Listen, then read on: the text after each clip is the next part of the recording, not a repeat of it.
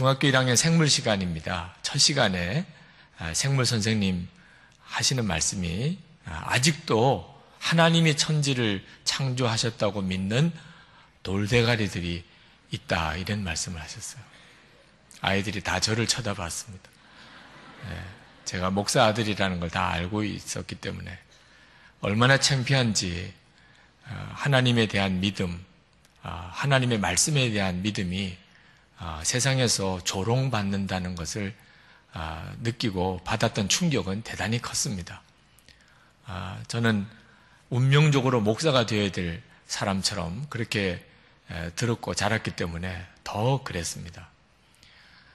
그날 이후로 어릴 때 초등학교 때 같이 교회 다니던 친구들 중에 상당한 친구들이 교회를 나오지 않는 것을 보았습니다.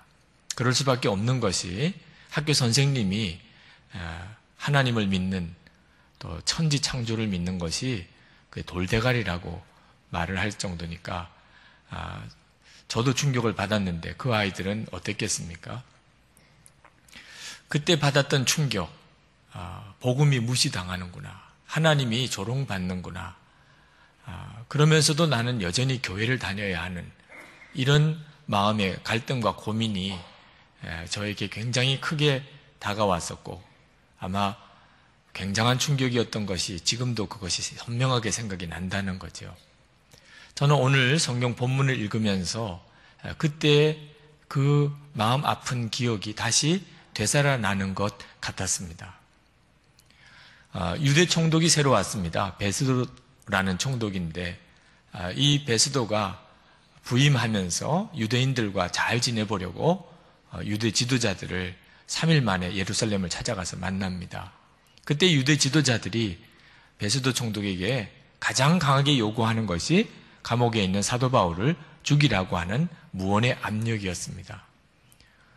베스도는 유대인들과 관계를 좋게 하기 위해서는 그렇게 하고 싶었지만 가만히 조사를 해보니까 그렇게 하기가 어려운 문제라는 것을 알았습니다. 왜냐하면 로마 법에 적용을 하려면 죽일 죄목을 찾기가 어렵다는 거죠. 로마 총독으로서, 로마 법을 지켜야 되는 총독으로서 분명하게 죽일 만한 죄목이 없는 사도 바울을 죽일 수가 없었습니다. 그 나름대로 이런저런 고민을 하다가 사도 바울에게 예루살렘에 가서 너가 신문을 받겠느냐 했더니 자기는 가이사에게 로마에 가서 재판을 받겠노라고 했습니다. 베스도로서는 사도 바울을 로마로 보내는 수밖에 없었는데 문제는 죄목이었습니다. 도대체 무슨 죄목으로 로마로 보내느냐 하는 말이죠. 이 문제 때문에 베스도가 고민을 하다가 유대 분봉왕인 아그리빠 왕이 부임해서 예방차 가이사랴로 오게 되었을 때 그 고민을 이야기를 합니다. 사도 바울이라는 사람 때문에 지금 곤혹스러운데 도대체 그 죄목을 뭐로 정해야 될지 모르겠다. 그래서 아그리빠 왕이 그러면 내가 한번 만나보겠다. 그래서 이제 다시 한번 아그리빠 왕 앞에서 신문을 받게 되는 단계로 갑니다. 자, 이 단계에서 베스도가 아주 중요한 말을 합니다. 여기 18절, 19절에 보면 원고들이 서서 내가 짐작하던 것 같은 악행의 혐의는 하나도 제시하지 아니하고 오직 자기들의 종교와 또는 예수라 하는 이가 죽은 것을 살아있다고 바울이 주장하는 그 일에 관한 문제로 고발하는 것뿐이라. 한마디로 말하면 큰 죄를 지은 사람인 줄 알았다는 거죠. 사람들이 다 바울을 죽이라고 하니까 큰 악행을 했구나 이렇게 생각을 하고 조사를 해봤더니 정말 별것 아니더라는 거죠. 듣고 보니까 아무것도 아니더라는 거예요. 예수라는 사람이 죽었다가 다시 살아났다는 이야기를 사도 바울이 전하는 것뿐이더라. 이 말씀을 읽으면서 다시 한번 제가 중학교 1학년 때 받았던 그 충격을 받았어요. 무시당한다는 느낌이죠. 예수님의 부활의 복음이, 예수님이 죽었다가 다시 살아났다고 하는 이 부활의 복음이 베스도가 생각하기에는 아무것도 아니더란 말이에요. 난 대단한 일인 줄 알았어요. 다 죽이라고 해서 들어보니까 예수라는 사람이 죽었다가 다시 살아났다고 하는 그 말도 안 되는 종교 논쟁, 정말 그것밖에 아니더라고요. 이것이 바로 베스도가 부활의 복음에 대한 반응이었고 지금 현재 우리가 살고 있는 세상이 부활의 복음에 대해서 보이는 반응입니다. 여러분, 우리나라가 일제에서 해방되었을 때 그때 일본이 망하고 우리나라가 독립이 되었다고 외칠 때 사람들이 얼마나 흥분했습니까? 한 나라가 죽었다가 다시 살아나는 것 같은 일이 벌어졌을 때 그때 정말 믿어지지 않는 사람조차도 그게 사실이냐고 그게 정말이냐고 얼마나 확인하고 또 확인했습니까?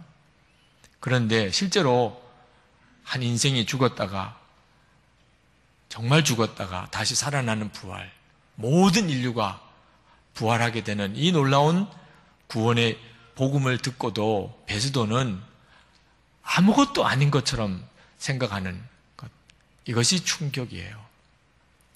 베스도는 이뿐만 아니고 나중에 부활의 복음을 증거하는 사도 바울을 향하여 미쳤다고 그랬습니다. 26장 24절에 내려가 보면 사도 바울이 베스도와 아그리빠 왕 앞에서 예수님의 부활을 증거하고 그 부활하신 예수님을 만났다고 전할 때 그때 베스도가 크게 소리 내어 이르되 바울아 내가 미쳤도다 내 많은 학문이 너를 미치게 한다 그렇게 말했습니다. 아주 미친 사람 취급을 했어요.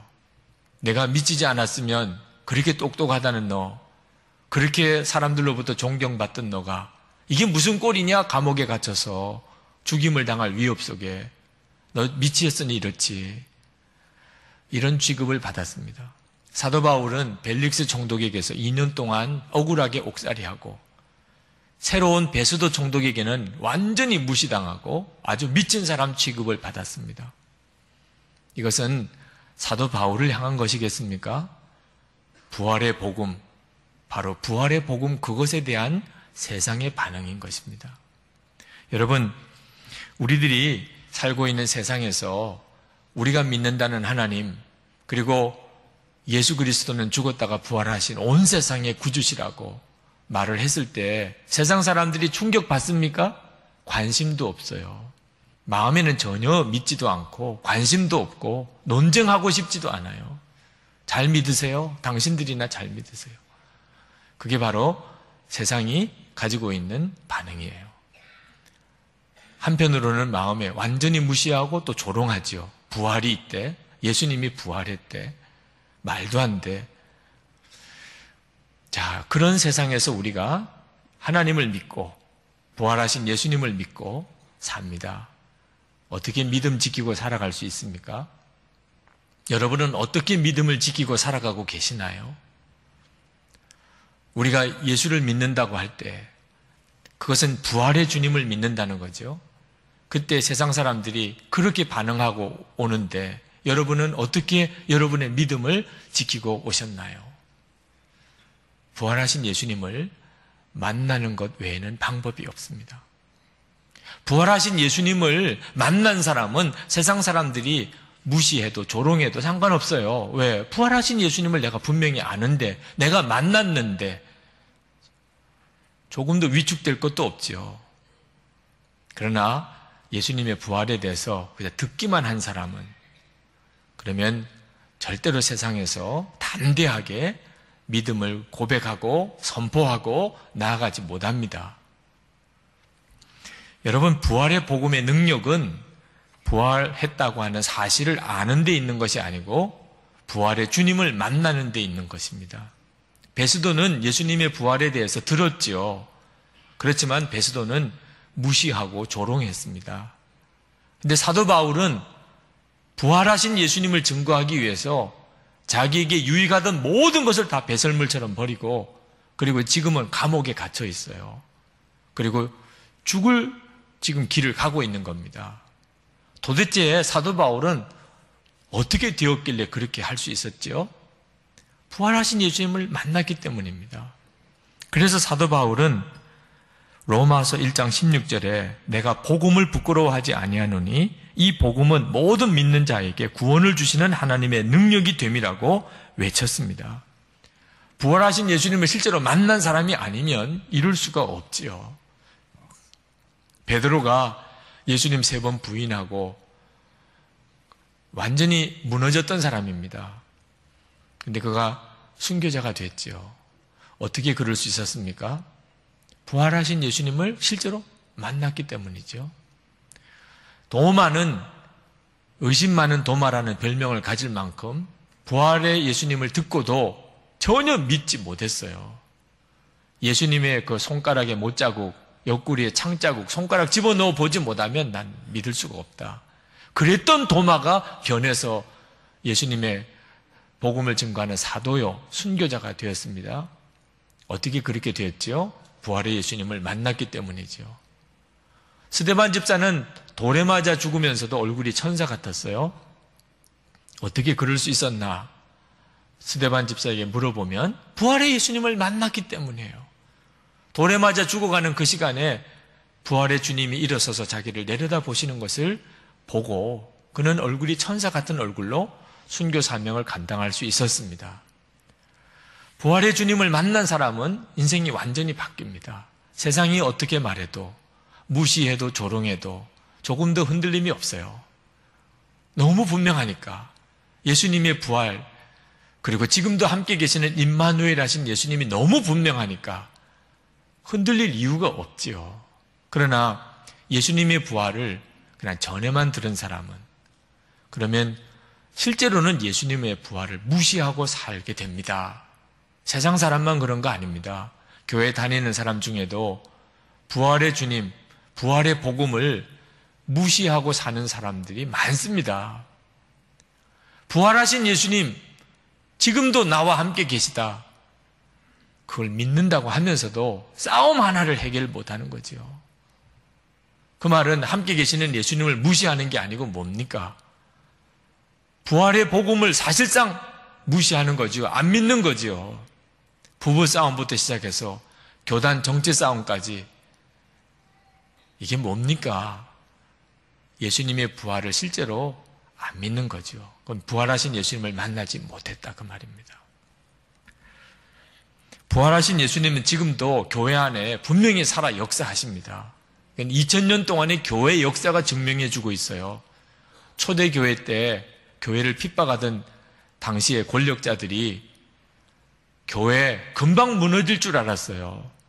교회 지도자들 순교하도록 핍박하고 복음 전하는 전도자들 옥에 가두고 죽이면 그러면 교회는 금방 무너지는 거죠. 당시의 권세자들 눈에 보기에는 교회는 아무것도 아니었어요. 그런데 그렇게 교회 지도자들을 옥에 가두고 죽이고 전도자들을 핍박해도 교회는 점점점 부흥되는 겁니다. 이게 무슨 까닭이죠? 교회는 그 지도자들과 전도자들에 의해서 교회가 부흥되는 게 아니고 예수님 그분이 직접 교회를 일으키시고 이끌어 가시는 것이기 때문이에요. 그걸 당시의 권세자들은 전혀 알 수가 없었죠. 지금도 이따금 교회 현실을 보면서 가슴이 무너질 때가 있습니다. 야, 교회가 이러다가 끝나는 모양이구나. 이런 생각이 들 때도 있어요. 그러나 교회 지도자들 문제가 아무리 심각해도 항상 교회는 새로워졌고 그리고 새 부흥을 얻었습니다. 이유가 뭐죠? 교회는 교회 지도자들이 이끌어가는 것이 아니고 예수님 그분이 직접 교회에 살아계셔서 교회를 이끌어 가시기 때문입니다. 하나님은 마지막 때에 반드시 이 교회를 통하여 영혼들을 구원하는 생명의 구원 방주 삼으시는 거지요.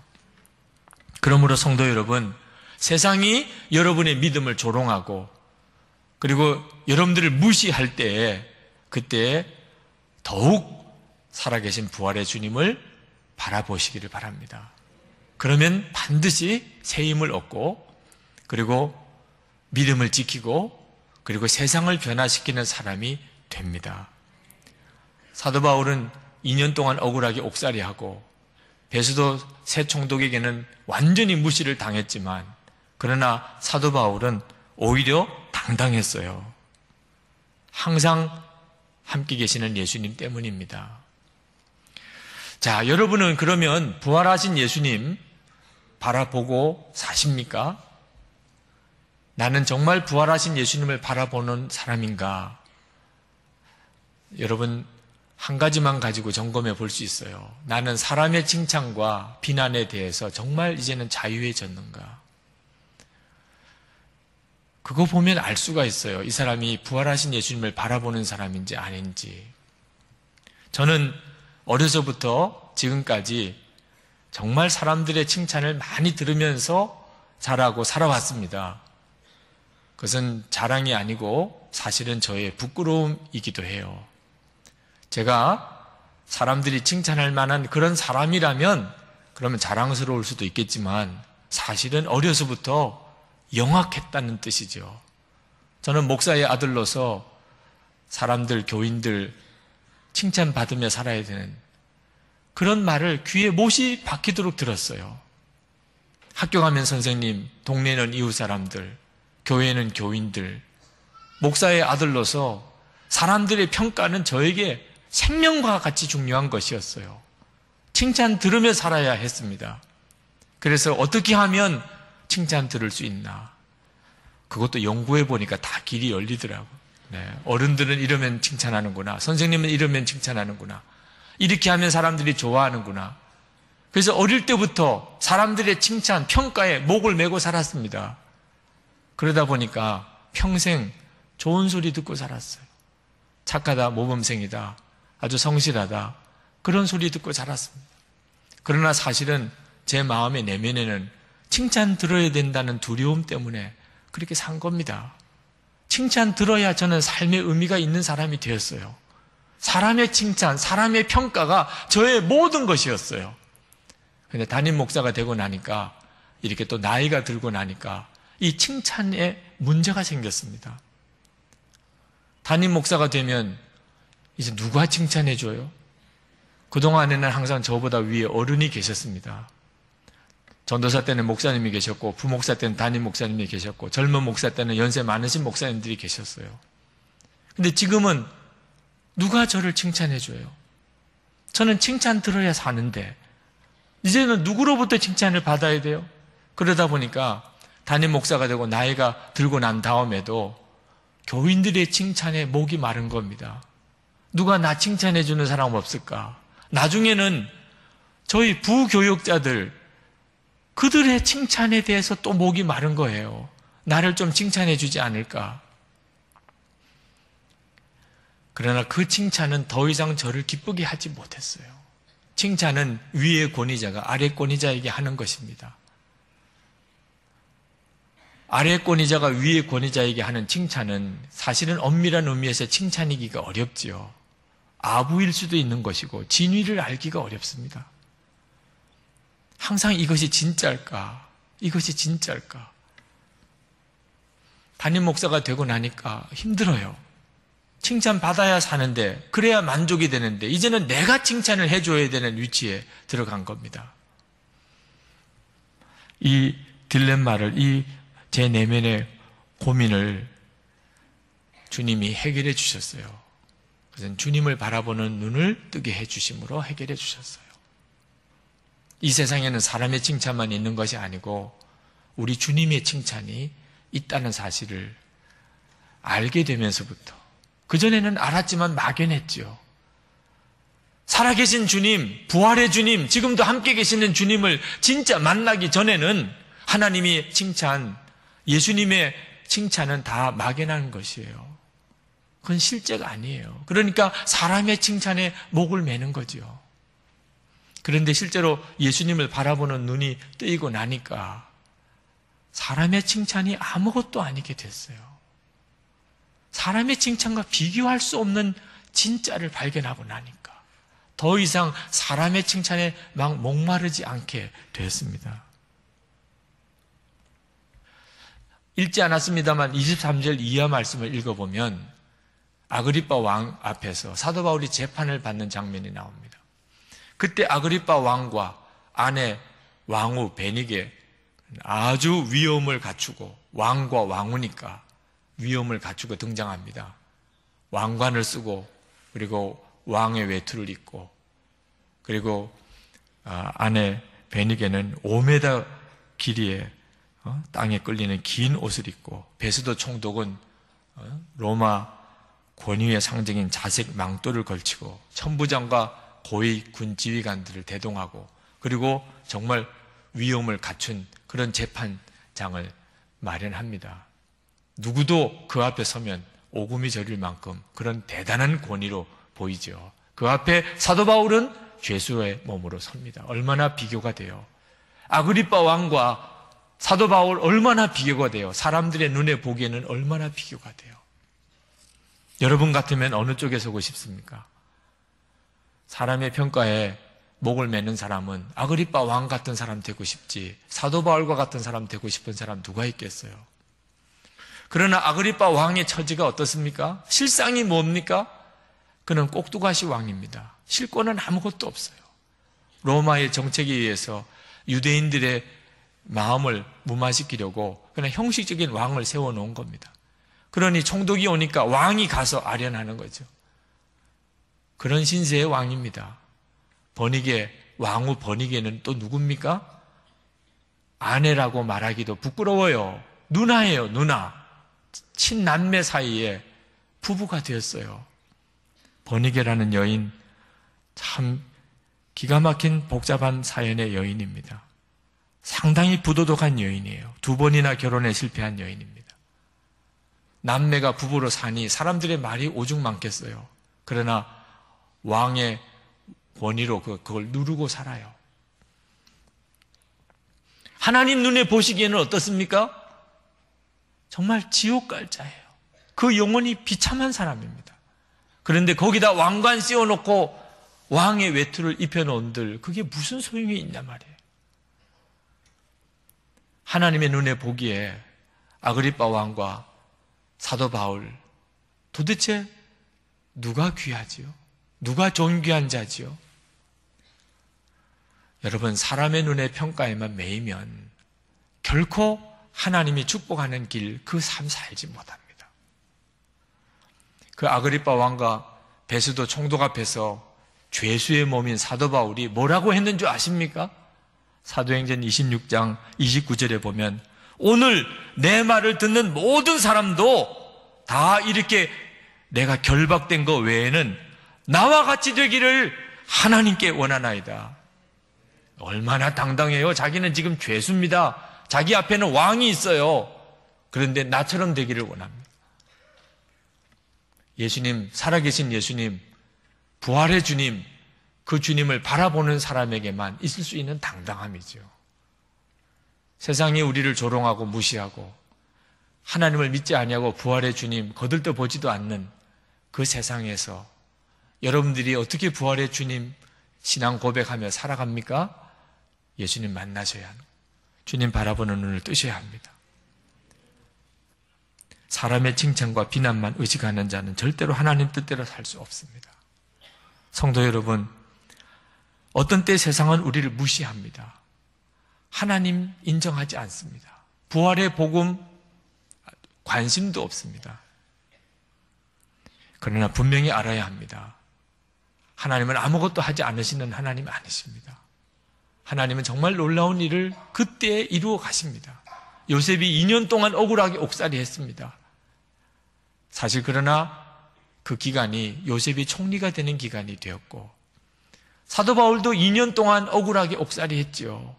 그리고 베스도에게 무시당하고 그렇지만 그것이 바로 사도 바울이 그렇게 기도하던 로마 복음 전하기 위해 들어가는 하나님의 방법이 되었습니다.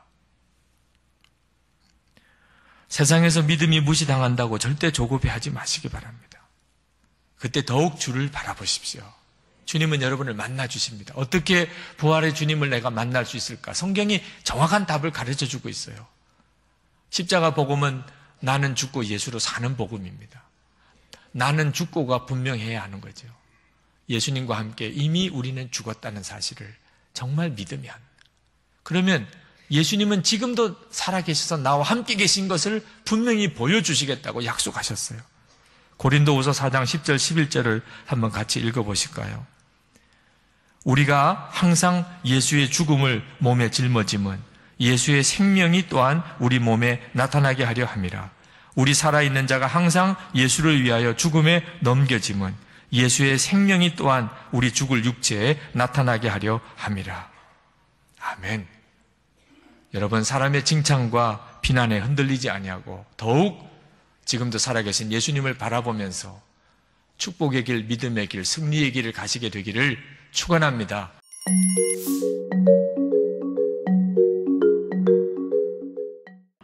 그런 맥락에서 이제 오늘 본문 말씀을 쭉 묵상하면서 살펴보니까 바울이 지금 이 이웃 사랑의 문제를 풀어나가면서 두 가지 독특한 표현을 사용하는 것을 볼 수가 있습니다.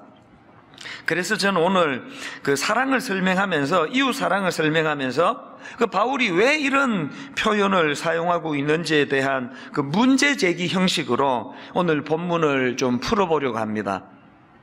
자, 오늘 본문에서 발견하는 두 가지 그 문제 제기 중에 첫 번째가 뭐냐? 사도 바울은 그 사랑이라는 개념을 설명하면서 왜 이 빚이라는 개념으로 사랑을 설명하고 있는가? 이게 제가 던지는 첫 번째 문제 제기예요. 8절에 보니까 피차 사랑의 빚 외에는 아무에게든지 아무 빚도 지지 말라. 그러고 보니까 그 로마서에서는 바울이 이 빚이라는 개념으로 그 자기가 말하고자 하는 그 이미지를 설명하는 경우들이 이 앞에도 몇 번이나 등장하는 걸 볼 수가 있습니다. 예를 들면은, 자, 로마서 1장 14절 15절을 보십시오. 헬라인이나 야만인이나 지혜 있는 자나 어리석은 자에게 다 내가 빚진 자라. 그러므로 나는 할 수 있는 대로 로마에 있는 너희에게도 복음 전하기를 원하노라. 지금 바울이 자기가 로마로 가서 복음 전하기를 갈망하는 이유를 그 하나님께 진 이 사랑의 빚 때문이다. 그렇게 빚으로서 이제 설명을 하는 것을 볼 수가 있고요. 또 그런가 하면은 로마서 8장 12절입니다. 그러므로 형제들아, 우리가 빚진 자로되 육신에게 져서 육신대로 살 것이 아니니라. 여기에도 지금 빚이 등장하는데요. 십자가로 변화된 우리는 육신을 따라 살면 안 된다는 이 말씀을 이 빚이라는 개념을 가지고 지금 설명하고 있는 것입니다. 오늘 본문도 마찬가지예요. 본문 8절에서 바울이 지금 이 빚이라는 개념을 가지고 그 이웃 사랑 또 형제 사랑에 대해서 설명을 하고 있는데, 저는 이 8절에 나오는 피차 사랑의 빚 외에는 아무에게든지 아무 빚도 지지 말라, 이 말씀을 묵상을 하면서 여기서 두 가지 중요한 포인트를 발견하는데요. 첫째가 뭐냐? 여러분, 우리가요 이 이웃 사랑을 제대로 실천하려면 먼저 선행돼야 되는 게 하나 있습니다. 그게 뭐냐? 제대로 이웃을 사랑하기 위해서는 십자가를 통해서 진 사랑의 빚에 대한 감격이 회복이 돼야 된다는 것입니다. 여러분이 다 아시지만 출애굽기 20장에는 이제 하나님께서 십계명을 주시는 내용이 나오는데요. 이제 그 3절서부터 본격적인 그 십계명의 내용이 기록되어 있습니다. 3절에 보니까 너는 나 외에는 다른 신들을 내게 두지 말라. 이렇게 3절에서부터 본격적으로 그 십계명의 내용을 언급해 주시는데, 바로 그 앞에 2절에 하나님이 어떤 전제의 말씀을 주시느냐? 나는 너를 애굽 땅 종되었던 집에서 인도하여 낸 내 하나님 여호와니라. 그 하나님은 왜 십계명 말씀을 열거해 주시기 전에 너희들을 애굽에 종살이하던 너희들을 구해낸 여호와 하나님, 그 당신을 그렇게 먼저 소개를 하고 계시느냐? 이게 뭘 의미할까요? 그 하나님 주시는 십계명을 잘 지키기 위해서는 비참한 노예 생활하던 자기들을 놀라운 사랑의 은혜로 구원해 주신 그 하나님의 사랑을 기억하는 것, 이게 십계명을 지킬 수 있는 능력이 된다는 이야기예요. 이웃 사랑도 마찬가지입니다.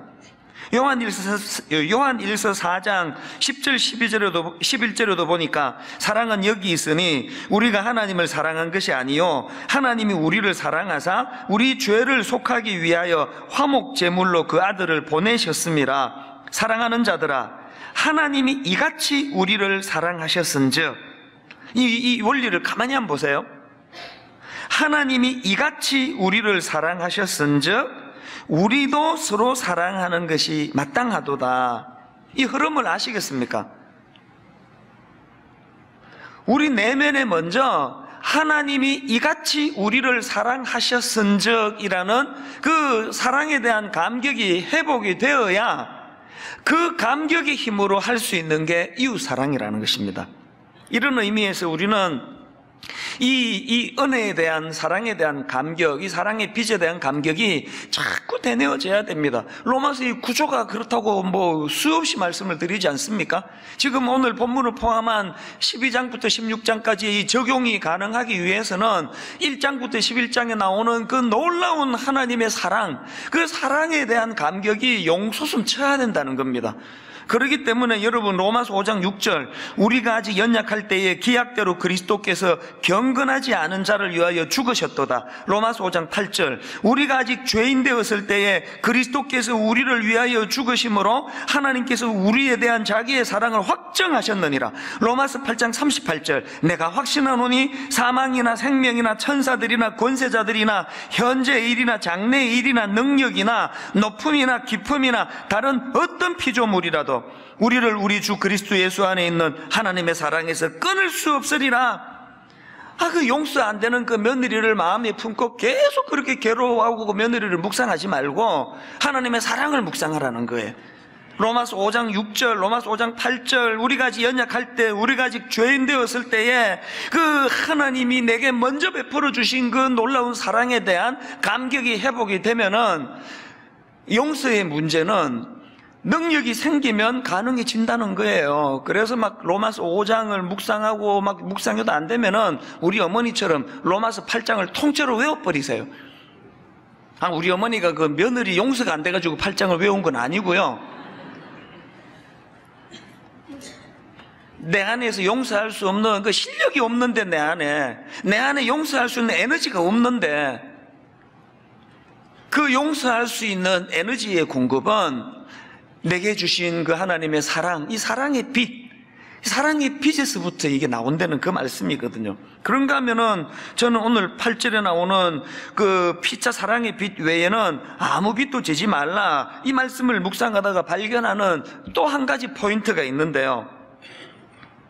여러분, 이 십자가 사랑의 빛이라는 감격으로 끝내서는 안 되고, 이 사랑의 빛을 또 올리는 거, 묵상하는 거 좋은 일이지만 그런 식으로 그냥 감격하는 것으로 끝내서는 안 되고, 그 십자가 사랑의 빛에 대한 감격의 에너지를 이웃 사랑이라고 하는 구체적인 사랑 실천으로 이거를 연결시켜야 된다는 것입니다.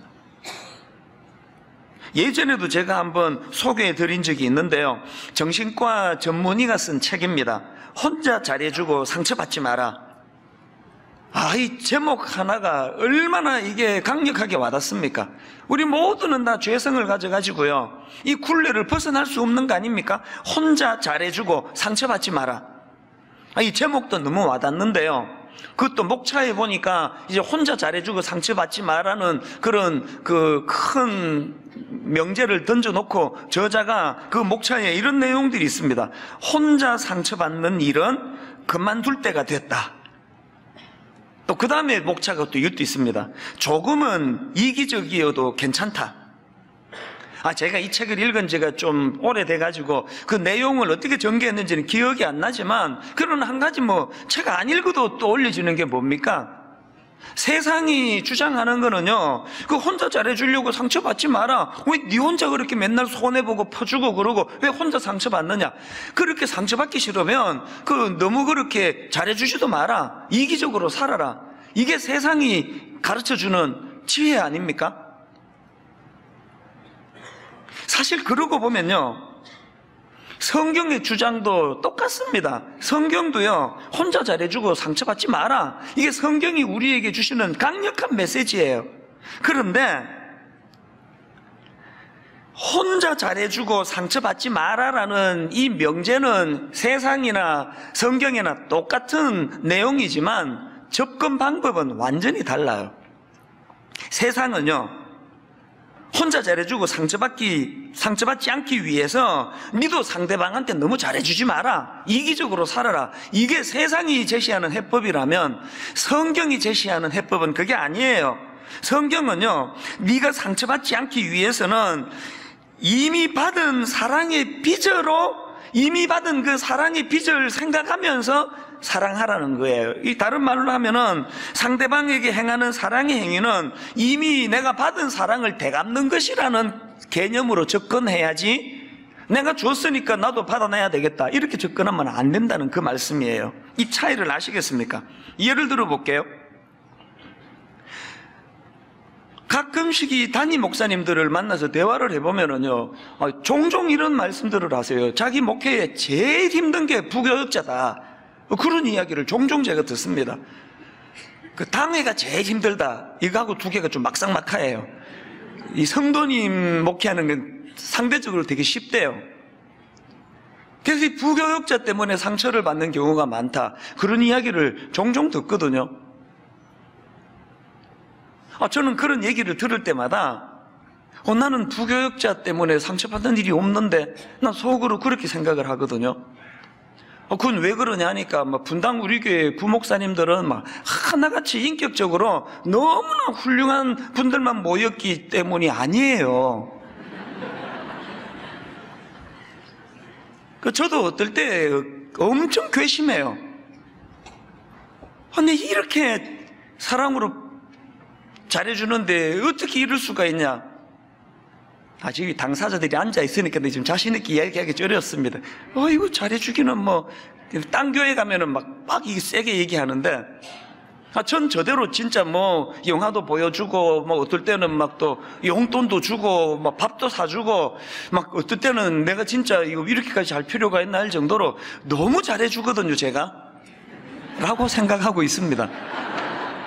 근데 어떨 때는 진짜 괘씸해요. 옛날에는 또 생각해 보니까 옛날에는 또 그것 때문에 또 상처도 좀 받았던 것 같아요. 근데 요즘에는 제가 상처를 안 받아요. 왜 안 받게 된지 아십니까? 사실은 부끄럽게도요, 저도 이런 생각을 했던 기억이 지금 불쑥 떠오르네요. 부목사들 잘해줄 필요 없어, 잘해준들 아나 그거? 그런 생각을 저도 했던 기억이 나요. 요새 그렇게 생각하지 않습니다. 왜 그렇게 생각 안 하게 되는지 아십니까? 오늘 본문에서 성경이 가르쳐주는 메시지를 깨달았기 때문이에요. 예를 들어 볼까요? 저는 우리 부목사님들한테 잘해주지도 않지만 사실은 좀 잘해주려고 애를 쓴다고 한다면, 저는 제가 옥하는 목사님이 제 담임 목사님이실 때 그분 밑에서 10년 동안 받은 사랑을 되갚는 거라고 생각하기 시작했거든요. 내가 목사님께 받은 사랑이 너무 큰데 그분이 돌아가셨단 말이에요. 그리고 그분의 이름을 드러내려고 애쓰는 것을 목사님이 원하지 않기 때문에 제가 목사님께 받은 사랑을 되갚는 길은 우리 부목사님들한테 내가 똑같이 잘해주는 거, 인격적으로 대해주는 거, 그 사랑의 빚을 갚는 거라고 생각을 하기 때문에 그 개념이 머리에 자리 잡고부터는 부목사님이 알아주든 알아주지 않든 상처가 안 되더라고요. 실제적으로 제가 경험하는 거예요. 고부간의 갈등, 부부간의 문제 다 여기서 해결이 된다고 생각해요. 그럼 내가 당신한테 해준 게 얼마나 내가 많은데 왜 당신은 안 해주느냐, 여기서 문제가 생기는 거 아닙니까? 자녀 교육도 마찬가지예요. 우리나라 부모님들은 세계적으로 자식 사랑은 이거는 그냥 다 알아주는 사랑이거든요. 그리고 또 그래서 또 유난히 자식들한테도 상처도 잘 받아요. 우리 어른들 중에 자식한테 상처받아가지고 억장이 무너지는 이야기를 저는 너무 많이 듣고 있거든요. 그래서 자식을 지금처럼 사랑하시되 상처받지 않는 비결을 성경에서 받으셔야 돼요. 그게 무슨 말씀이냐? 지난주 금요일 날 있었던 이야기예요. 이틀 전이네요. 우리 집에 막내가 또 고3이에요. 지금 6년째 지금 입시. 이 녀석이 이제 고3이 되다 보니까 아침에 6시 한 45분쯤 집에서 나가거든요. 그러니까 뭐 한창 잠이 많은 나이에 뭐 1시, 2시까지 잠 안 자고 공부하다가 막 이제 쪽잠 자고 일어나니까 뭐 아침은 전쟁이에요. 근데 그 어머니의 그 지고지순한 그 사랑이요. 이 자식 어떻게 해서든 한 숟가락이라도 먹여야 되겠다고 막 비벼요. 그냥 이렇게 먹으면 또 이거 뭐 시간 걸리니까 막 이렇게 비벼가지고 막 참기름 넣고 그래가지고 그 밥상에 올려놓는데 내가 보면은요, 그렇게 차려줘서 한 10번에 2-3번도 안 먹어요. 그냥 가요. 근데 매일 아침마다 비벼가지고 그럼 다 식어 빠진 거를 누가 먹게 되는지 아시죠?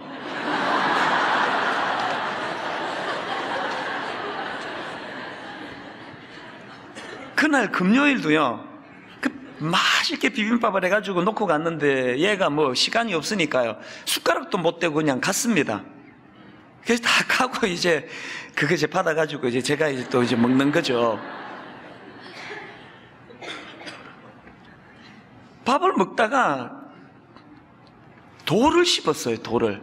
요새 그 밥에 돌 어지간하면 잘 안 나오는데, 진짜 오랜만에 내가 돌을 씹었습니다. 돌을 딱 이렇게 씹었는데요, 그러면서 뭐 생각할 겨를도 없습니다. 무의식적으로 이렇게 머리에서 탁 튀어나온 생각이 뭔지 아십니까? 다행이다. 말이 이렇게 나와서 저도 모르게 다행이다. 그랬더니 우리 집사람이 또 잘 못 알아듣고요, 그 이빨을 안 다쳤나 보네요. 그 엉뚱한 소리를 하더라고요. 여기서 다행이다라는 건 그게 아니에요. 이거 우리 아들이 떠먹다가 이빨 그렇게 그 돌 씹지 않고 내가 씹게 된 게 다행이다. 이게 생각하고 한 말도 아니고요. 툭 나왔어요, 툭. 그리고 제 자신에게 너무 놀랐습니다. 이 놀라운 이타적인 사랑. 내가 누구에게 이런 이타적인 사랑을 보여준 적이 있었던가? 본능이더라고요, 본능. 그러면서 오늘 이 본문이 제가 또 올랐습니다. 제가 지금 무슨 말씀을 드리고 싶은지 아십니까? 여러분, 자식에게 이런 그 무의식적인 사랑, 본능적인 사랑, 이타적인 사랑, 희생적인 사랑을 행하시는 건 좋은데요, 그 근원의 출발을 여러분으로부터 기인하지 말고 여러분의 부모님으로부터 연결을 시키라는 거예요. 내가 이 사랑을 베풀 때마다 우리 부모도 내게 그러셨지. 우리 아버지가 그날 아침에 밥을 먹다가 내가 먹을 밥을 대신 먹다가 돌을 씹으셨을 때도 똑같은 생각을 하셨을 거야. 이 빚으로 자녀에게 대하라는 거예요. 그러면 상처받을 일이 많이 줄어들어요. 오늘 바울이요, 왜 이웃사랑을 이 빚이라는 개념으로 설명을 할까요? 우리는 예수 그리스도의 십자가 사랑의 빚을 지고 있는 사람이에요. 그리고 그 사랑의 빚에서, 십자가 사랑의 빚에서 파생되는 놀라운 사랑을 계속 우리는 경험하는 사람들이거든요. 뭐 여러분 다 아시지만 23살 때 시카고로 이민 가가지고 그때 저는요, 단 0.1%의 이 어떤 내 인생에 대한 어떤 동기부여나 그게 없을 때예요. 완전한 낙심이었거든요. 힘이 하나도 없을 때예요. 그냥 우울하고, 뭐 어떨 때는 그냥 이대로 죽고 싶고, 이게 세상 경험이 없는데 이게 확 어려운 일이 찾아오니까 더 크게 그게 와닿았던 것 같아요. 그렇게 인생의 바닥에서 허덕이고 있을 때 주님이 뭐 제가요 막 40일 금식기도 하고 하나님 내 손 잡아 주시옵소서 그러고 매달린 거 아니에요. 그냥 무기력하게, 그래서 뭐 직장 한 10몇 군데 쫓겨나고 이제 더 이상 뭐 오라는 데도 없고 써주는 데도 없고, 그래가지고 아침에 할 일이 없어가지고 또 미국은 또 막 짜증나게 막 공원이 또 얼마나 많습니까? 그래서 오전 내내 그냥 동네 공원에 가서 멍하게 벤치에 앉아가지고 한나절을 보내고 있던 그런 무기력한 상태에 있던 저에게 놀랍게도 주님이 저에게 다가오시고 그 못자국난, 상징적으로 못자국난 그 손으로 내 손을 잡아 이렇게 주셨다는 그게 얼마나 저에게 이게 감격적인 기억이 되었겠냐고요. 그리고 그때부터 교회에 너무너무 고마웠던 우리 어른들, 그 어린애가 고생한다고 등 두드려 주시고 손잡아 주시고, 어떨 때는 그냥 먹을 거 이렇게 싸가지고 미스터리 이거 먹어봐, 힘내, 화이팅. 지난 한 주 동안에 제가 받았던 그 사랑의 빛, 그런가 하면은 여러 번 말씀드렸잖아요. 분당 우리 교회 처음 개척하고 몇 모이지도 않을 때 미국에 계신 어머니, 그때만 해도 뭐 16년 전이니까 지금보다 훨씬 젊으실 때거든요. 어머니 전화만 하면은 너 분당 우리 교회 성도님들 너 죽을 때까지 못 갚을 빚이야 그거.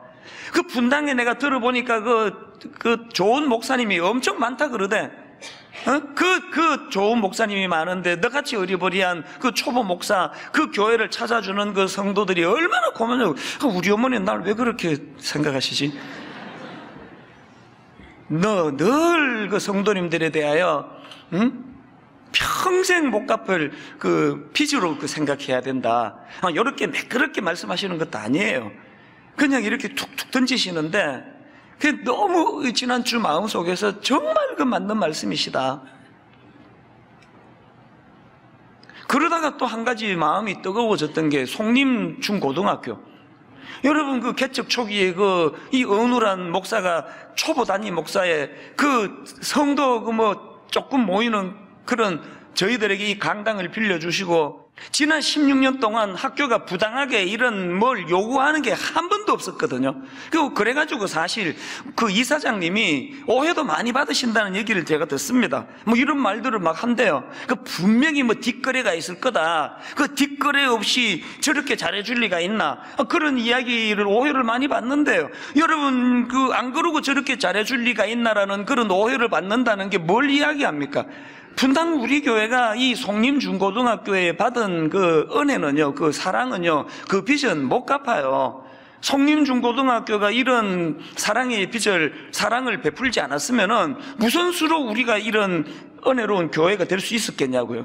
제가 지난주에 그게 너무 감격이 되면서 가책이 좀 되더라고요. 이렇게 학교로부터 사랑의 빚을 지고 있으면서 이제는 당연한 것처럼 학교를 위해서 기도하는 게 이게 옛날 같지가 않은 게 반성이 되더라고요. 오늘 제가 공식적으로 부탁합니다. 여러분 우리 분당 우리 교회는 이 송림 중고등학교에 대하여 엄청난 사랑의 빚을 지고 있는 거예요. 시작부터 이 빚을 갚아야 돼요. 그래서 하나님 이 송림중고등학교가 이 지역의 명문 학교가 될 수 있게 해주시기 원합니다. 우리 교사들 주님 붙잡아 주시고 직원들을 붙잡아 주시고 또 이사장님과 직원들이 한 마음이 되어서 좋은 학교가 될 수 있도록 우리 기도해야 돼요. 한 주 내내 제가 그 마음에 받았던 그 사랑의 빚을 생각하니까 그 혜택을 제가 누리는 거예요. 마음이 너무 좋은 거예요. 너무 기쁘고. 저도 이제 정말 우리 부교역자들한테 더 잘해야 되겠다. 우리 성도님들에게 내 정성을 다해서 내가 목회를 해야 되겠다. 우리 성도님들 실망시키는 짓은 내 절대로 하지 말아야 되겠다. 그런 건강한 다짐이 나오는 게 왜 바울이 사랑을 설명하면서 빚이라는 개념으로 설명하는지 이해가 되시죠? 그런가 하면은 두 번째 문제 제기가 뭐냐? 아니 왜 바울은 사랑을 설명하면서 이웃에게 악을 행하지 않는다 이런 식으로 설명을 할까? 사실 사랑을 정말 이 달콤한 언어로 잘 표현할 수가 있는데 사랑을 정의하면서 이웃에게 악을 행하지 아니하나니 왜 이렇게 표현했을까? 제가 이 문제를 가지고 묵상을 하다가 보니까요, 세상은 우리를 자꾸 속여요. 세상은 사랑을 자꾸 여기서 일어나는 감정이라 생각을 해요. 그러니까 연속극 보고 싸구려 삼류 소설을 보면서 또 그 이상한 그 유행가 하나 가사를 보면서 옛날 애인을 떠올리면서 그걸 사랑이라고 자꾸 속여요. 성경이 말하는 사랑은요, 여기서 이 가슴에서 일어나는 그런 어떤 그 멜랑콜리한 어떤 그런 감정이 아니고요. 성경이 말하는 사랑은 뭐예요? 악을 억누르게 하는 강력한 파워라는 거예요. 악을 억누르게 하는 강력한 에너지라는 거예요. 그래서 10절에서 사랑은 이웃에게 악을 행하지 아니하나니, 고린도전서 13장에 유명한 사랑장, 성경이 묘사하는 그 사랑을 열거하는 단어들을 보세요. 여기 멜랑콜리한 이런 거 하나도 없습니다. 자, 한번 가만히 한 항목 한 항목 들어보십시오. 사랑은 오래 참고, 사랑은 온유하며, 시기하지 아니하며, 사랑은 자랑하지 아니하며, 교만하지 아니하며, 무례히 행치 아니하며, 자기의 유익을 구하지 아니하며, 성내지 아니하며, 악한 것을 생각하지 아니하며, 불의를 기뻐하지 아니하며, 진리와 함께 기뻐하고, 모든 것을 참으며 모든 것을 믿으며 모든 것을 바라며 모든 것을 견디느니라. 즉 성경이 묘사하는 사랑의 공통점이 파워예요. 파워. 다 아시죠? 이 시기심이라는 거는요 어마어마한 에너지예요. 근데 경험해 봐서 알아요. 누가 나보다 더 잘하고 누가 나보다 더 칭찬을 받을 때 억누를 수 없이 올라오는 게 그 시기심 아닙니까? 그런데 놀랍게도 사랑은 시기하지 아니하며 그 놀라운 감정 에너지를 억누를 수 있는 강력한 에너지, 이 사랑이라는 거예요. 사랑은 자랑하지 아니하며 교만하지 아니하며, 이게 얼마나 강한 에너지라는 거 다 아실 거예요. 그 다락방 가면서 막 여러분이 막 다짐을 하면서 내 오늘은 정말 우리 아들 자랑하지 않으리라. 정말 오늘 다락방 가가지고 내가 우리 아들 기말고사 100점 맞은 거 내 절대로 내가 자랑하지 않으리라. 하나님 힘 주시옵소서, 자랑하지 않게 주시옵소서. 그러고 다락방 가가지고 정신 차리고 보면은 막 이번 기말고사가 말이지 뭐 어떻게 해서든지 간에 기말고사를 유대하려고, 그게 우리예요. 내버려두면 저절로 자기 자랑, 교만 막 튀어나, 자기는 막 뛰어 올리고 남은 꺾어 누르고, 이 강력한 힘 앞에 어쩔 줄 몰라 하는 게 우리 죄성을 가진 인간의 모습인데, 놀랍게도 사랑은 그것들을 억누르는 에너지라는 거예요. 강력이라는 게 파워라는 겁니다. 5절에 나오는 자기의 유익을 구하지 아니하면 되던가요? 뭐 우리 아들 정도야 뭐 그 아들 대신에 돌 씹을 때 내가 그거를 잘했다고 생각하지, 누구에게 이런 이타적인 사랑을 우리가 베풀 수 있냐고요. 자기의 유익을 구할 수밖에 없는 우리 인생이지만, 놀랍게도 사랑은 자기의 유익을 구하지 않게 만드는 파워라는 겁니다. 그런가 하면은 바울이 사랑을 묘사하면서 이웃에게 악을 행하지 않는다 이런 식으로 표현하는 이유가 뭡니까? 여러분, 우리가 이웃에 대하여 주님이 우리에게 그렇게 하셨듯이 사랑하되 거룩함으로 사랑하라는 게, 거룩함으로. 9절을 다시 보십시오. 간음하지 말라, 살인하지 말라, 도둑질하지 말라, 탐내지 말라 한 것과 그 외에 모든 계명이 있을지라도 내 이웃을 내 자신과 같이 사랑하라 하신 그 말씀 가운데 다 들었느니라. 여러분, 우리가 예수님의 거룩한 사랑으로 상대방을 대하고 예수님이 우리에게 그렇게 해주시듯이 우리를 인격적으로 거룩하게 사랑하시는 그 사랑으로 상대방을 대한다면, 세상에 어떻게 상대방을 그렇게 음란하고 더러운 눈으로 상대할 수가 있느냐고요. 아무리 내 감정이 지금 불같이 떠올라도 그렇게 자기를 사랑하고 믿고 인생을 맡긴 자기 아내를, 자기 남편을 속이고 외도하는 이런 짓이 어떻게 가능하겠냐고. 이거 어떻게 내 유익을 취하기 위하여 상대방을 때리고 빼앗고 죽이고 속이고 이런 일이 어떻게 가능하겠냐는 그 얘기를 바울이 지금 하고 있는 거거든요. 그래서 저는요, 그 주일 저녁에 하는 그 코미디 프로를 우연히 보다가 보면은 막 화가 나게 보다가 끌 때가 많습니다. 그 왜 그 항의를 좀 안 하시는지 모르겠어요.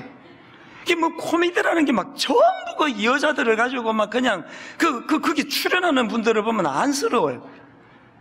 그 체질적으로 좀 뚱뚱한 분도 있고 홀쭉한 분도 있고 뭐 통통한 분도 있고, 하나님이 다양하게 그 체질을 만들어 주셨는데 그 좀 뚱뚱한 걸 가지고 막 온갖 조롱을 다 하고, 그냥 막 뭐 뚱뚱한 여자들은 막 밥에 막 걸신 들린 걸로 묘사하고, 그런 걸 보면 난 진짜 화가 나요. 뭔 그 기준을 뭐 그냥 그 이쁜 여자, 못생긴 여자를 대비시켜가지고 그걸 코미디 소재로 그냥, 웬 코미디에 그 남자들 그 여자 흉내 내는 게 이렇게 많은지, 이게 전부 이게 너무너무 비정상이에요. 그렇기 때문에 여러분, 이 혼란한 세상에서 우리는 어떻게 해야 된다고요? 이웃을 사랑하되 하나님이 원하시는 제대로 된 사랑. 그래서 여러분, 우리는 이 말씀을 잊으시면 안 됩니다. 간음하지 말라, 살인하지 말라, 도둑질하지 말라, 탐내지 말라.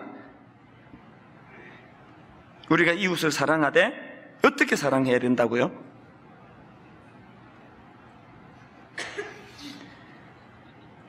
오늘 저는 이 두 가지 말씀을 드렸습니다. 사도 바울은 사랑을 빚이라는 개념으로 표현하고 있고, 그리고 사도 바울은 두 번째로 사랑을 이웃에게 악을 행하지 않는다는 결론을 이렇게 맺기를 원합니다. 오늘 여러분, 누군가에게 잘해줬는데 혼자 잘해주고 그것 때문에 상처받아가지고 마음이 힘든 분이 계시다면 오늘 바울이 제시하는 이 말씀이 여러분을 치료하는 능력이 될 줄로 믿습니다.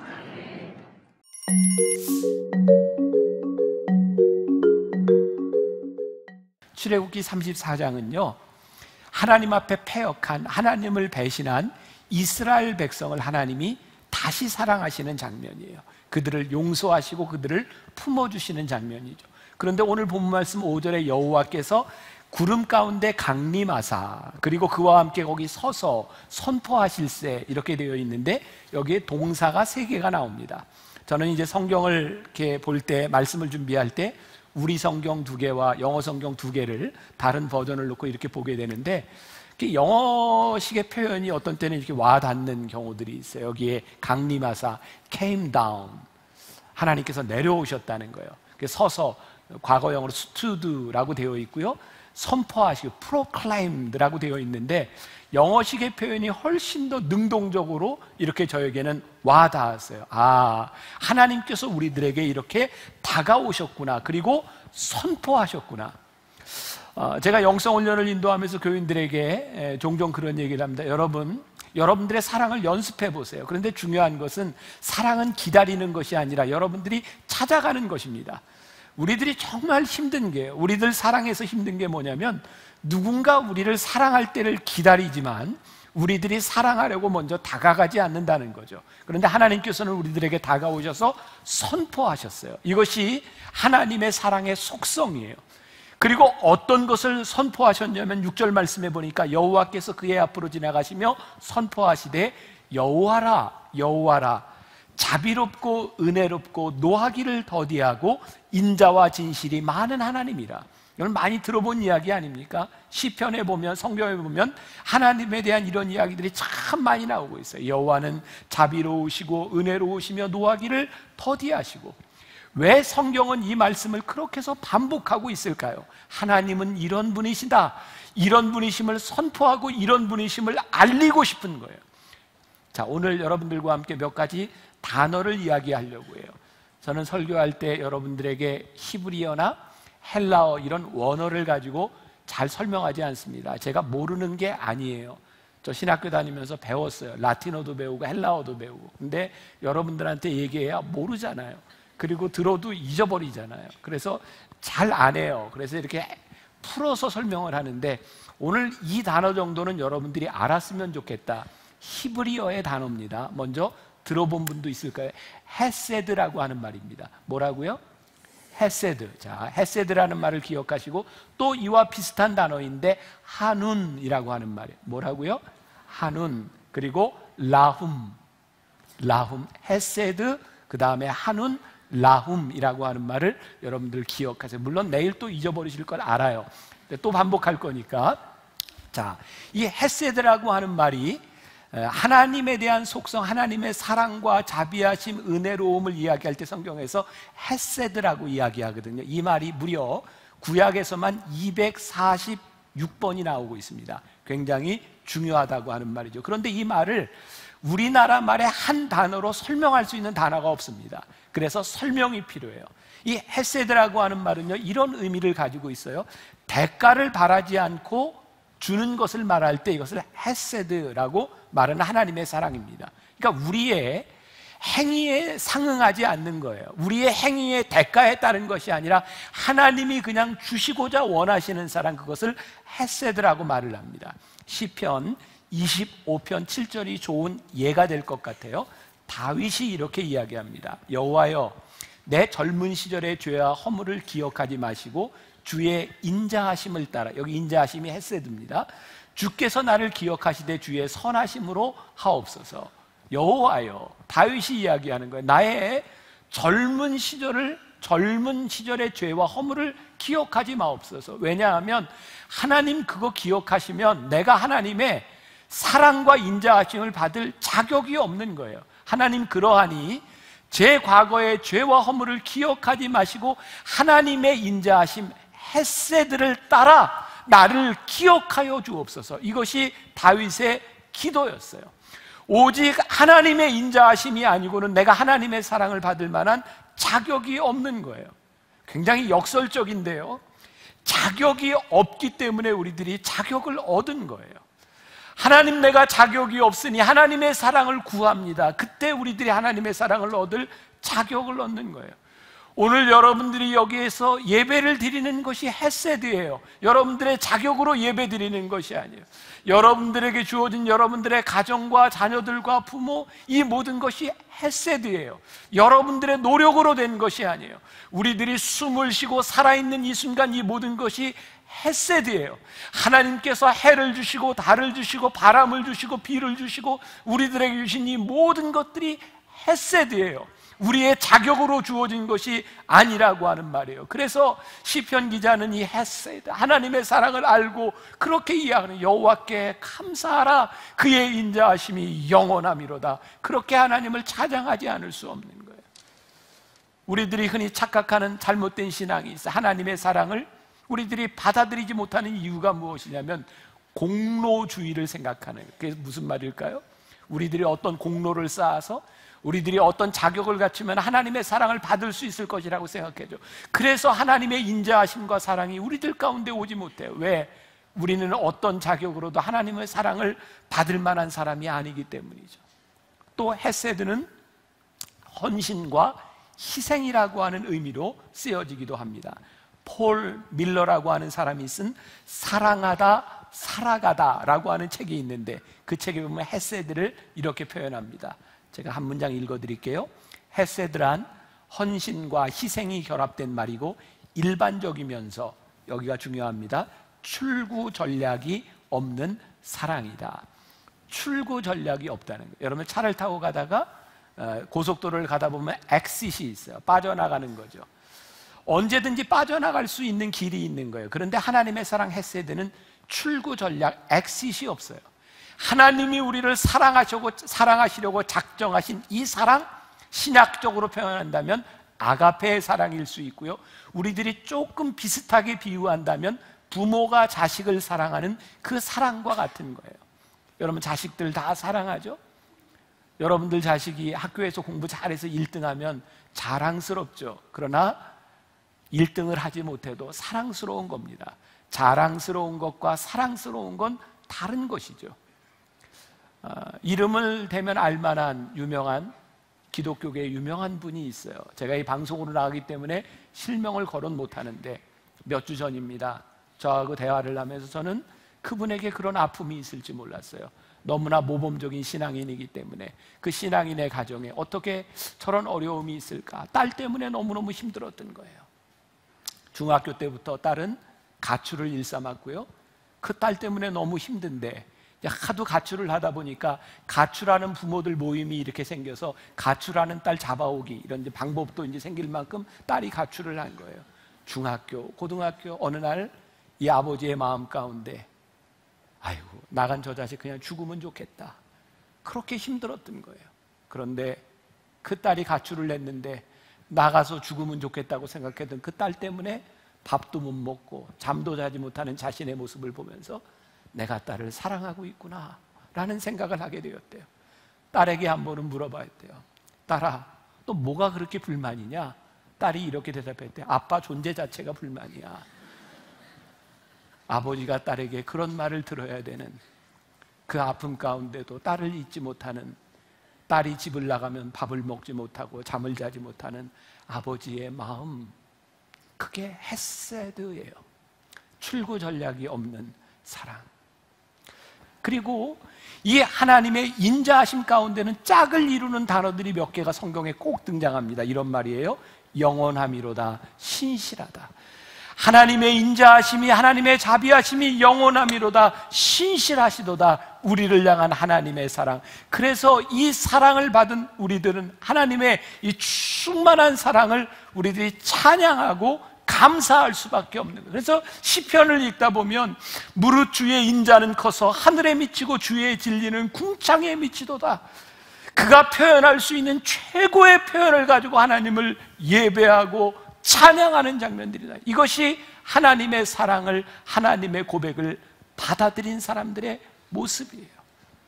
저는 오늘 이 말씀을 시작하며 변화산을 오르며 이렇게 여러분들에게 도전하고 여러분들의 마음 가운데 나도 이 사랑을 고백하기를, 나도 이 사랑을 알 수 있기를 하는 마음이, 여러분들의 열망이 있기를 간절히 소원합니다.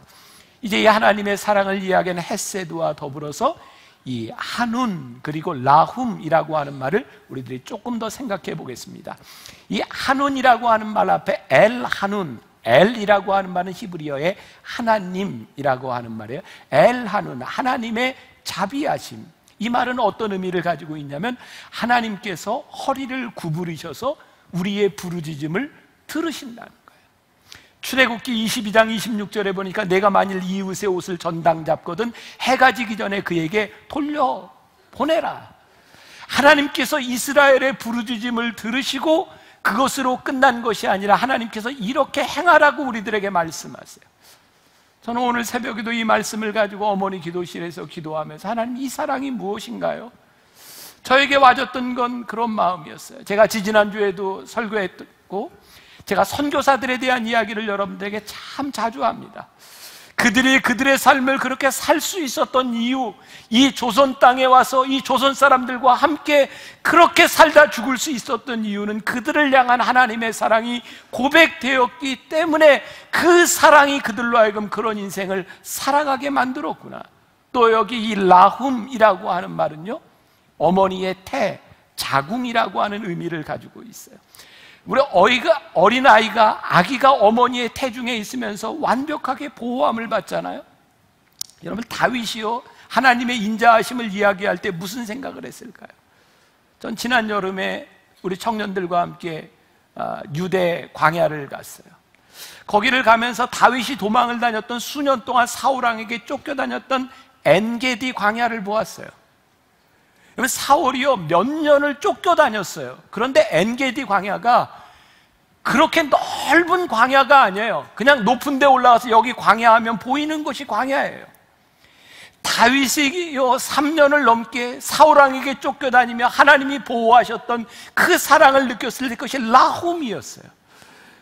어머니의 태중에 그 아이를 완벽하게 보호하시는 것처럼 하나님께서 그 엔게디 광야에서 정말 쉽게 찾을 수 있고 쉽게 죽을 수 있는 그 상황 가운데서 하나님께서 다윗을 보호해 주셨던 그 사랑을 다윗이 경험했던 거예요. 제가 오늘 2부 예배 때 우리 청소년들에게 이렇게 물어봤어요. 얘들아, 하나님이 너희를 사랑하시니? 몇 명이 네 라고 대답하기도 하고 무감각한 아이들도 있었어요. 하나님이 너희들을 사랑하시니? 하나님의 사랑이 우리들에게 느껴지기 시작하고 그 사랑이 고백될 때 우리는 헤세드, 라훔, 그 사랑을 우리들이 고백할 수 있는 거죠. 정말 중요한 것이 있는데 우리들이 하나님의 사랑을 왜곡하면 안 돼요. 여러분, 왜곡이 뭡니까? 우리의 판단과 우리의 생각대로 그 사랑을 변질시키는 거죠. 하나님의 사랑은 이러한데 우리들 마음대로 판단하고 있다가 어느 날 보니 내가 너무 무한한 거예요. 하나님의 사랑이 우리들에게 뭐라고 말씀하시는지, 하나님은 어떤 사랑인지 우리들이 그 사랑을 왜곡하지 말아야 우리들이 하나님의 사랑 가운데 하나님의 사랑을 고백하며 살 수 있어요. 우리가 지난 10여 주 동안 계속해서 말씀을 나누었던 요한일서를 기억할 거예요. 요한일서 4장 11절에 보면 유명한 말씀이 있죠. 사랑하는 자들아, 하나님이 이같이 우리를 사랑하셨은즉 우리도 서로 사랑하는 것이 마땅하도다. 사랑을 받는 비결이 무엇인지 아세요? 사랑받으며 사는 거예요. 사랑하는 비결이 뭔지 아세요? 사랑받는 거예요. 하나님이 너희를 이같이 사랑하셨은즉 너희도 사랑하는 것이 마땅하도다. 우리들을 향한 하나님의 사랑이 고백되어야 우리들이 고백할 수 있는 거예요. 사랑으로 살 수 있는 거예요. 좋은 예화가 될 것 같아요. 2차 세계대전에 있었던 일인 것 같은데, 전쟁이 한창 진행되는 어느 부대에 한 장교가 전투 중에 부상당한 환자들을 돌보고 있었어요. 환자 중에 하나가 너무나 애타게 물을 찾고 있었고요. 이 장교는 정말 귀한 물이지만 자기가 가지고 있었던 물을 이 환자에게 줍니다. 이 환자가 물을 마시려고 하는 순간 다른 환자들, 다른 병사들이 그 모습을 애타게 보고 있는 거예요. 이 환자는 물을 마시면서 꿀꺽꿀꺽 소리를 내고 물은 마시지 않았어요. 그리고 옆에 있는 사람에게 수통을 넘겨줍니다. 넘겨든 사람이 보았더니 물이 하나도 줄지 않았어요. 눈치를 챕니다. 이 사람도 물을 꿀꺽꿀꺽 소리만 내고 옆에다 돌립니다. 모든 사람들이 물을 돌렸는데 마지막에 물은 하나도 줄지 않았어요. 그러나 아무도 갈증을 느끼는 사람이 없었어요. 이런 게 아닐까? 맥스 루케이도는 사랑을 이렇게 표현합니다. 사랑은 오래 참고. 오래 참는다고 하는 말은 무슨 말일까요? 맥스 루케이도는 이렇게 표현을 합니다. 우리들이 가스레인지에서 물을 끓일 때 물이 끓도록 하는 것은 물의 양, 재질의 문제가 아니라 불의 높이를, 불을 어떻게 조절하느냐입니다. 하나님께서 우리를 사랑하신다고 하는 사랑은 오래 참고라고 하는 것은 하나님께서 우리에 대한 진노를 참으시고 조절하신 것, 그것이 우리를 향한 하나님의 사랑이다.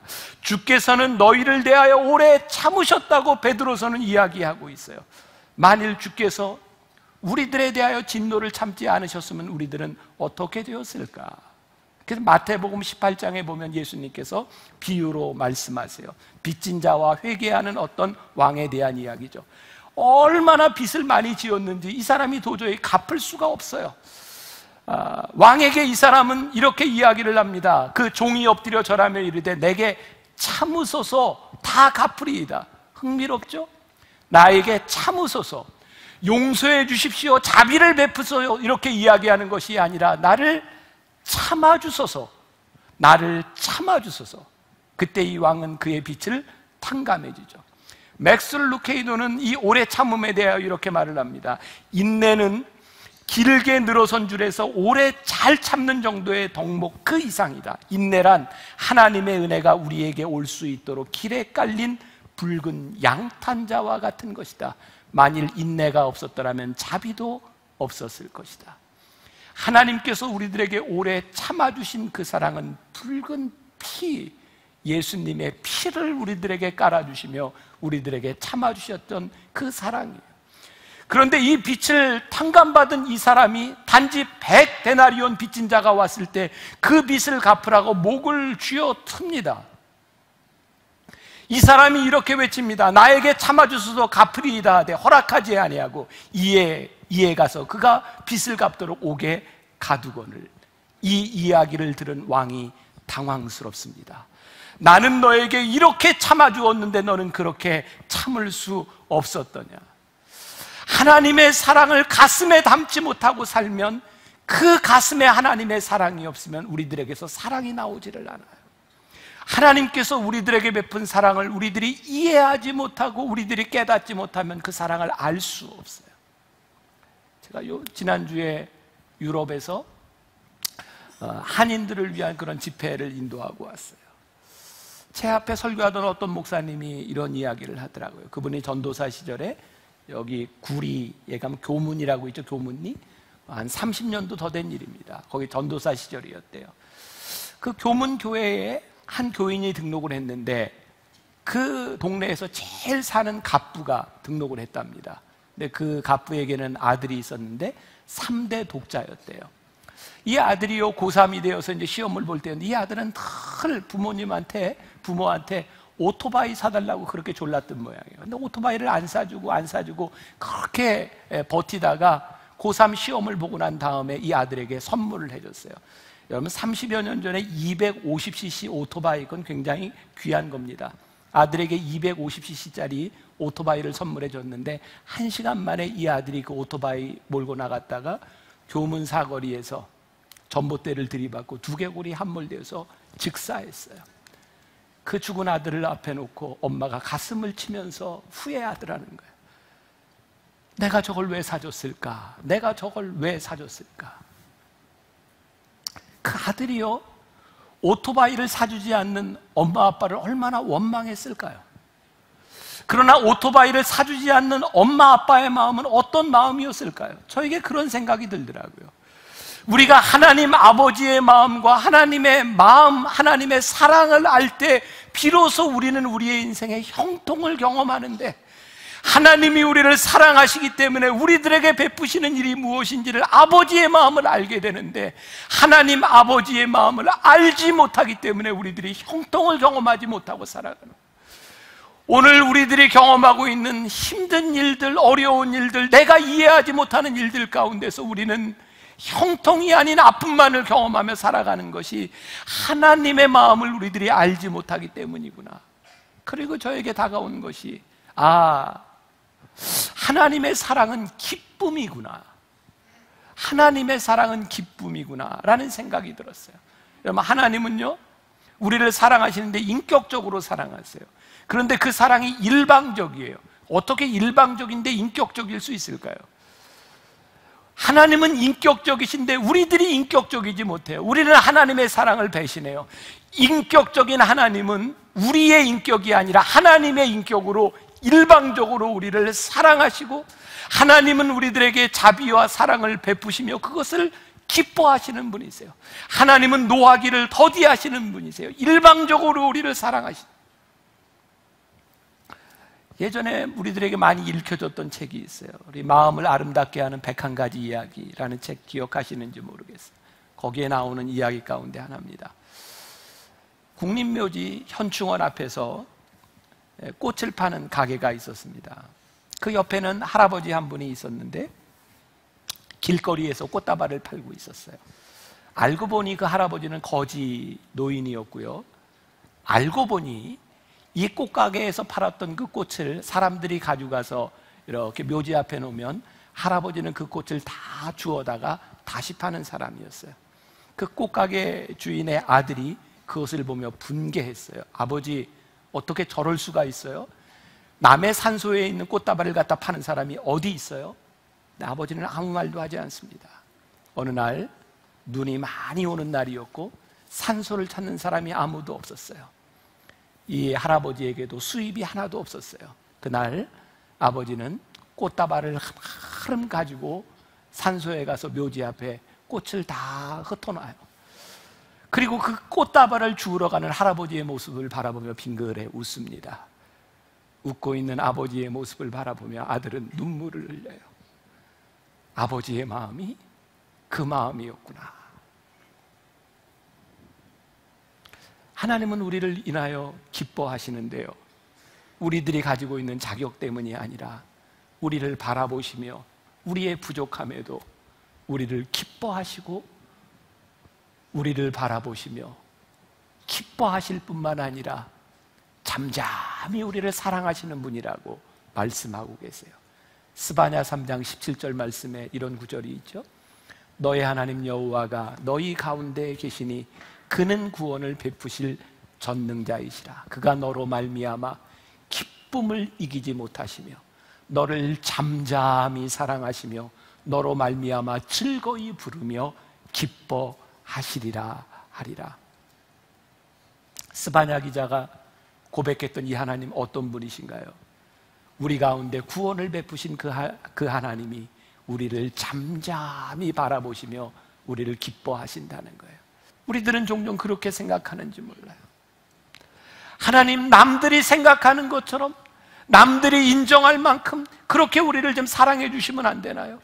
그런데요, 하나님은 남들이 우리를 인정하거나 남들이 우리를 바라보는 그 사랑으로가 아니라 그냥 내 모습을 바라보시며 기뻐하신다는 거예요. 그것이 하나님의 사랑이라는 거예요. 제가 얼마 전에 어떤 분을 통해 들은 이야기, 은퇴하시고 미국에서 계시는 분인데 은퇴를 하고 나니 할 일이 많으니까, 미국은 뭐 이렇게 골프가 비싼 운동이 아니니까 이 목사님은 은퇴하고 난 다음에 혼자 이렇게 골프를 치면서 이렇게 운동을 했던 것 같아요. 여러분 혹시 이글이라는 거 아시죠? 이글. 이렇게 파4 4번에 들어가는데 2번에 홀에 들어가면 이글이라고 하죠. 이 목사님이 연세도 많은 분이 탁 2번째 쳤는데 공이 들어간 거예요. 이글을 한 거예요. 이글이 쉬운 게 아니니까 너무너무 기쁜 거예요. 이글을 했어. 근데 문제는 아무도 봐주는 사람이 없는 거예요. 그게 너무 견디기 힘들더래요. 그래서 이렇게 지나가는데 어떤 미국 사람이 오길래 내가 이글 했다고 그랬더니 그 사람이 오케이 그러는데 더 마음이 상하더라는 거예요. 기뻐해 주지 않는 게 얼마나 힘든 건지 모른다. 그런 조크가 있죠. 어떤 목사님이 주일 예배 마치자마자 미국에서 있었던 일이죠. 몰래 교인들 몰래 골프장에 갔대요. 하나님이 너무너무 괘씸해서 이 사람에게 벌을 줬대잖아요. 골프를 쳤는데 홀인원을 한 거예요. 근데 주일날 목사가 골프 치고 이걸 누구에게 알릴 수가 없는 거예요. 너무너무 힘들더라는 거예요. 여러분 생각해 보세요. 기뻐해 줄 사람이 없다는 게 얼마나 힘든 일인가. 하나님이요, 우리를 기뻐하신대요. 우리가 성공했기 때문도 아니고요, 우리가 무엇을 가졌기 때문도 아니고요, 하나님이 우리를 바라보시며 기뻐하신다는 거예요.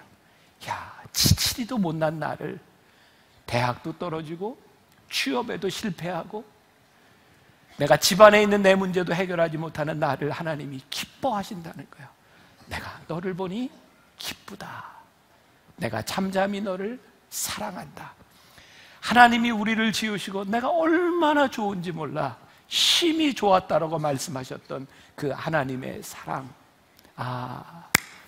하나님의 자비하심, 그것은 우리들의 조건에 관계된 것이 아니라 하나님의 일방적인 사랑, 자비로우시며 은혜로우시며 노하기를 더디하시는 그 사랑, 우리를 기뻐하시는 그 사랑, 여호와 앞에 우리들이 담대하게 그 사랑으로 나아가자. 우리를 향한, 우리를 기뻐하시는 하나님의 사랑을, 그 사랑을 여러분들이 고백받고 하나님께로 고백, 그 사랑을 살아갈 수 있는 여러분들이 되시기를 주님의 이름으로 간절히 축원합니다.